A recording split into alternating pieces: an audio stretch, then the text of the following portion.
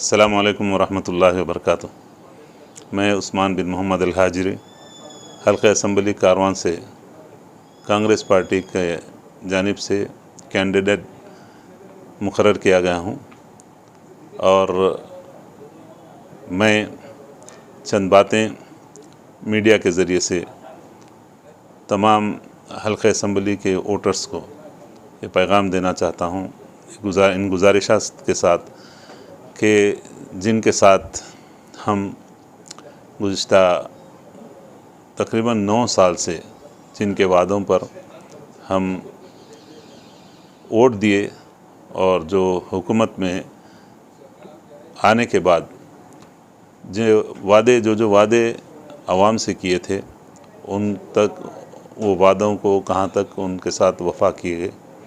इस सिलसिले में आप तमाम को मालूम है कि KCR गवर्नमेंट में ये रियासत जो गोल्डन तेलंगाना बनाने का जो वादा किए थे, आज हम तकरीबन 5 लाख करोड़ से ज़ायद के मखरूज हो चुकी है ये रियासत। इस सिलसिले में तमाम लोग वाकिफ़ है कि बहुत बड़ा एक प्रोजेक्ट हमारे पास शुरू किया गया, कालेश्वरम प्रोजेक्ट। अभी नई जो बात सुनने आई कि किस तरह से कालेश्वरम प्रोजेक्ट के बैरेज के कई पिलर्स जो है ना वो 1 फीट नीचे तक तकरीबन धंस गए हैं, जिसकी वजह से काफ़ी वहाँ पर नुकसान हुआ है। जनाब रेवंत रेड्डी साहब, जनाब जीवन रेड्डी साहब इस सिलसिले में हुकूमत से मुतालबा किए हैं, मरकज़ी हुकूमत से। BJP जो ज़ाहिरी तौर पर BRS की मुखालिफत करती है, सिटिंग जज से वो जो नुकसान हुआ किस तरह से एक बहुत बड़ा अलमिया भी हो सकता, अल्लाह न खास्ता एक कोई बड़ा हादसा हो जाता। कितनी ये प्रॉपर्टी, कितने हज़ार करोड़ इसमें लगे हैं और इसमें हमारे बकौल रेवंत रेड्डी साहब के कि ये KTR फैमिली के लिए ATM कार्ड की तरह ये बन गया है। जो प्रोजेक्ट के ऊपर पैसा लगाया गया है, जो दौलत सर्फ हुई है, वो अवाम की दौलत है। KCR साहब अपने घर से नहीं लाए या कोई भी कायद। ये नुकसान अवाम का हो रहा है। कितनी धांधली हुई है, कितनी लापरवाही हुई है, मुजरिमाना लापरवाही है ये। और इसमें हम जो कांग्रेस पार्टी की जानिब से जो डिमांड किया गया है कि सिटिंग जज के ज़रिए से इसकी तहक़ीक़ात की जाए, ताकि जो धांधली, जो करप्शन हुआ, बग़ैर करप्शन के तो ये हो ही नहीं सकता काम। जहाँ पर नाक़िस मटेरियल इस्तेमाल करेंगे तो लाजिम वो उसका नतीजा भी बिल्कुल फिलफौर सामने आ जाता। ये एक मसला है। दूसरा, और ये बहुत बड़ा संगीन मसला है, ऐसा नहीं है, हज़ारों इंसानों की ज़िंदगी का मसला है। और दूसरा मसला ये है कि KCR साहब, जब कोविड का मसला था, कितने लोग उससे परेशान थे। लोगों के यानी लोग खाने को परेशान थे। उस वक्त लाइट का जो बिल, जो दुकानें बंद थीं, जो लोग घरों में मुक़य्यद थे, घर से निकल भी नहीं सकते थे, वो जो दुकानें बंद थी, जो कारोबार बंद थे, जो फैक्ट्रीज़ बंद थे, उसका भी लाइट का बिल यानी रेगुलर जिस तरह से लिया जाता था उसी तरह बंद रहने के दौरान भी लॉकडाउन का भी बिल लिया गया। मैं आवाम को याद दिलाना चाहता हूँ, आप गवाह हैं, या अगर मैं गलत हूँ तो मेरी बात का आप इनकार कर सकते। वो जो गरीब लोग, जो मिडिल क्लास फैमिली के लोग, जिनके घरों में कुछ भी नहीं, सरकारी नौकरी, हर घर से एक आदमी को सरकारी नौकरी देते बोले थे। क्या हुआ वो सरकारी नौकरी का? अरे तुम तो इतने जालिम और इतने लोगों के ऊपर खौफ की अलामत बन गए कि जो तेलंगाना बनने से पहले जिन लोगों के पास आप आजिज़ी और इंकिसारी के साथ जाते थे और ये गुजारिश करते थे कि आप तेलंगाना लाइए, मैं 12% मुसलमानों को रिजर्वेशन देता हूँ बोले थे। कुछ महीने बाद, तेलंगाना बनने के बाद, कोई नौजवान उठकर आपके जलसे में ये सवाल करता है कि केसीआर साहब, वो 12% रिजर्वेशन का क्या हुआ?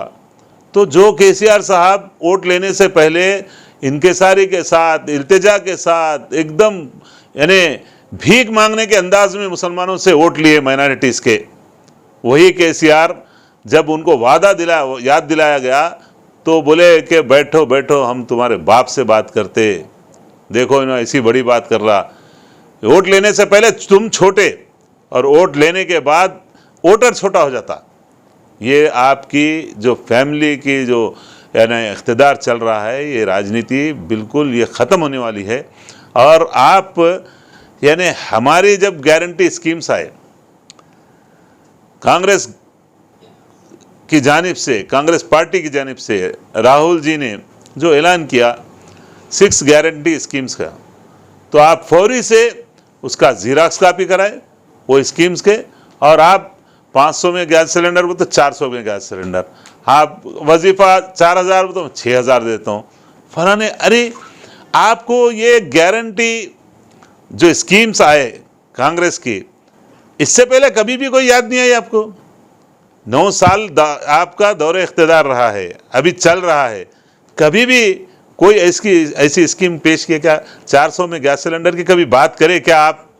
जब 500 में कांग्रेस पार्टी वादा करी, राहुल जी वादा करे, कर्नाटक में इख्तिदार हासिल हुआ, इख्तिदार हासिल होते ही उस पर अमल शुरू हो गया।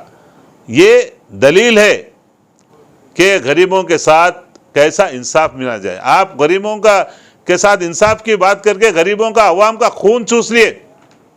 आप क्या डेवलपमेंट करें? गोल्डन तेलंगाना कहाँ पर है? ओल्ड सिटी में जो हालात 40-50 साल पहले थे वही हमारे हालात है। मुसलमानों को क्या दिया आप? वक्फ को जुडिशल पावर दे बोले, वक्फ जायदादों को बचा के रखते बोले। आज 6 साल के करीब हो गया, रिट पिटिशन फाइल हो रहे हैं।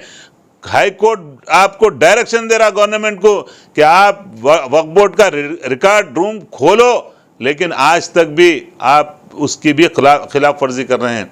आपको कंटेम्प्ट डाला जा रहा है, आप उसके कोई आपको परवाह नहीं है। क्यों?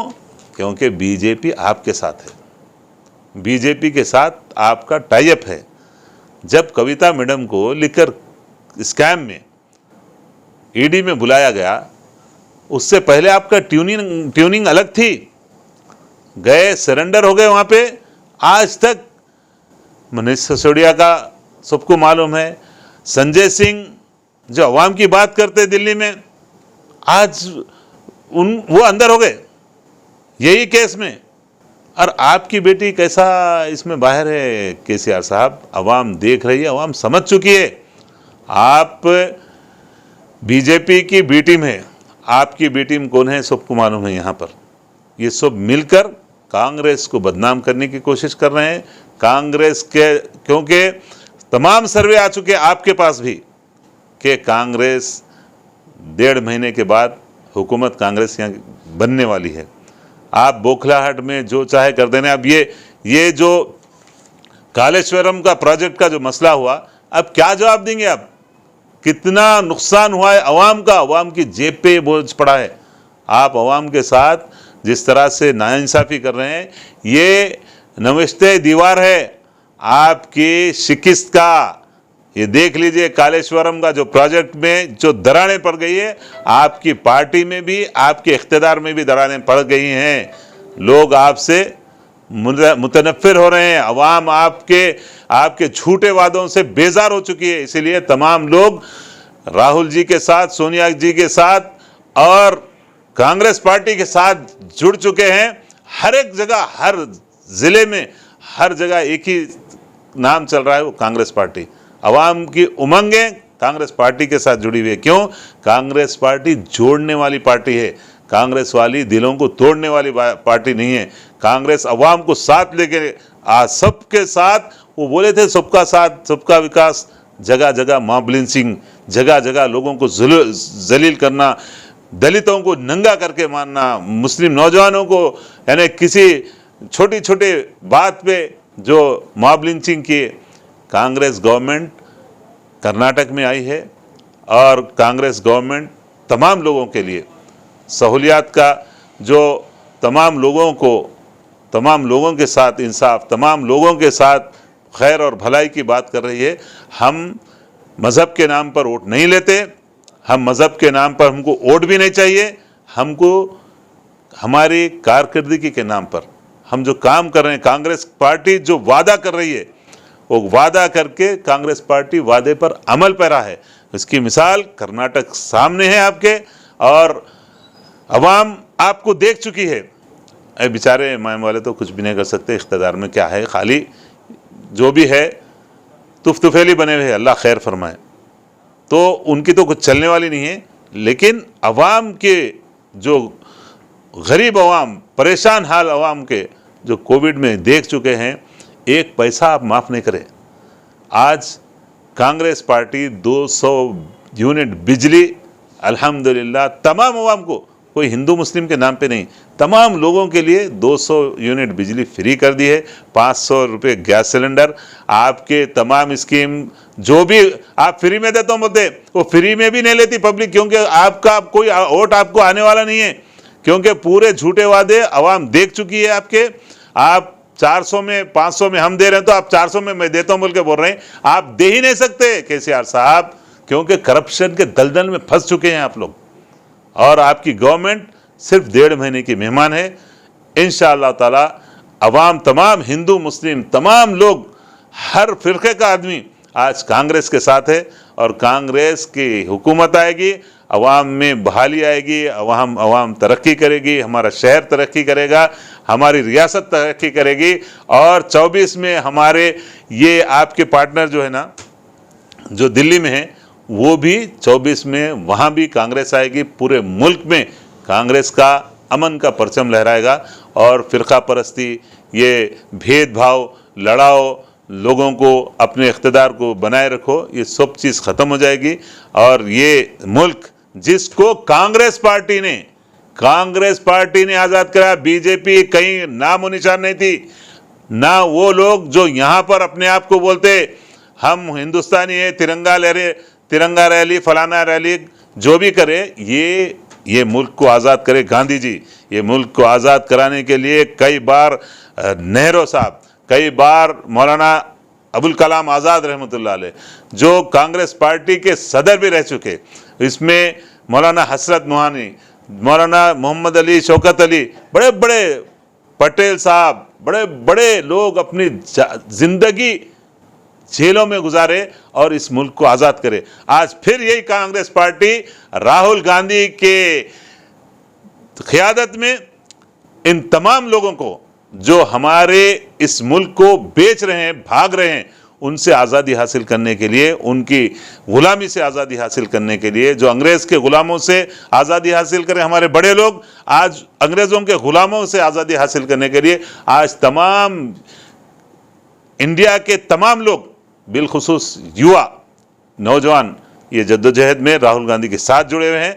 और हमारा सूरज तुलू होगा, और हम तमाम मिलकर, तमाम लोग हिंदू मुस्लिम मिलकर इस मुल्क की तरक्की के लिए काम करेंगे। अस्सलाम वालेकुम रहमतुल्लाहि व बरकातहू।